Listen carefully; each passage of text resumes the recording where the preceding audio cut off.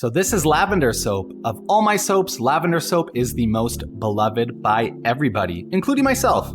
I usually like the real natural soaps, but if I'm gonna go scented, lavender essential oil is what I go for.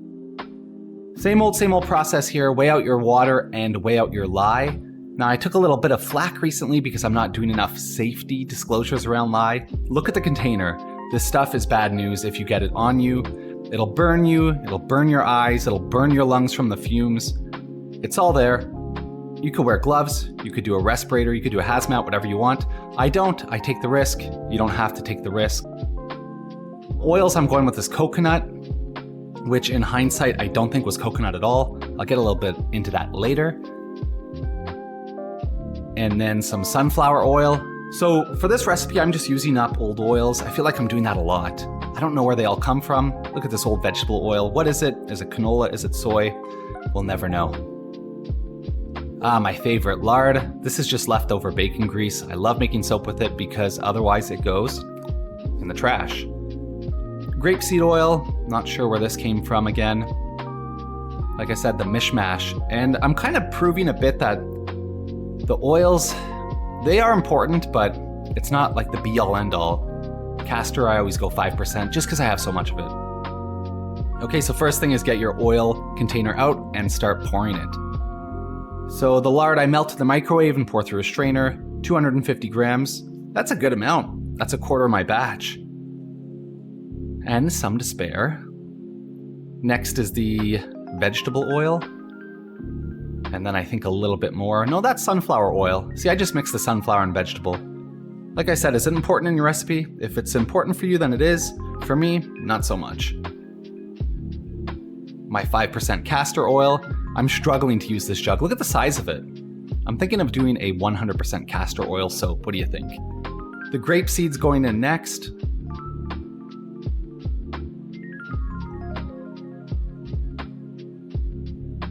All 170 grams of it. Oh, actually I topped it up. Must have had some more. Rounded it up to 200. It's nice to work with round numbers. Now here's the alleged coconut oil. This does not look like coconut oil to me. I'm pretty sure it's shea butter. It had that kind of smell to it. So melt it all together and then get that lye water in there. Like I said, be careful here, don't splash it. One thing I'm getting more particular about is my soaping temperatures. I was having huge issues hitting trace really quick, and I realized it was because of the temperatures. I got faster at making my batches, so my lye water was always around 150, 160 when I was mixing it. The best thing I can do, the best thing that works for me is to mix them both around 110 to 120. If you could get them at 115 each, you're laughing. Here I was, I think, 110 and 120. The closer the temps they are, the better. The higher temps, the quicker the trace. The lower temps, the slower the trace. The more soda ashing, so on and so forth. So I just hit it lightly with the stick blender, and there's my lavender essential oil. This recipe is nice because you get a good fragrance out of it, and you don't have to use fragrance oils. You could still keep it natural. So once I add my fragrances in, my essential oils, I only mix with the spatula. So I'm gonna give it a bit of stir here. And then I'm gonna partition it out to color it. I like these little pouring containers because they have spouts and they're easy to pour into the mold. So I went with here a purple, black, and a white. And I think the white was just the natural color. I don't remember if I used anything. Well, I guess we'll see in a second here. Okay, so there's the purple. So I raw dog it and just add in the powder. Not a good idea, not recommended. Every time I do it, I'm thinking to myself, I gotta do something else here because it doesn't mix well. So sometimes my finished soap has a little bit of dry mica. Not a huge deal. I've heard you're supposed to disperse it into oil before and then mix that oil in and it works way better. Like look at that hand going. It's tough to mix it dry. It does work, but there's better ways to do it. And I didn't want to hit it with the stick blender again because I wanted to keep it runny enough so that I could get some decent swirls in there. All right, purple on the left, black in the middle. Activated charcoal is my absolute 100% go-to for black. It's the best, I love it, it's natural. You're good to go. So believe it or not, that kind of yellowish soap on the right ends up turning quite white once it sets, as you will see later. All right, get my trusty mold out. I switched over to these silicone molds not too long ago. I got them from another soaper. They were getting rid of their stuff, and they are a game changer. You don't have to line them. They're way easier. The batch size is better. Everything is better about them. All right, interesting thing. My uncolored soap started tracing first. As you can see, my 2 colored ones are still runny, but my uncolored one started chunking up. So it was mixed less and traced faster. Is that how it usually works? I don't know. So I'm just kind of going back and forth here, nothing too crazy. One color, layer it on the next, layer it on the next, layer it on the next, and then I'll swirl it together when it's all said and done.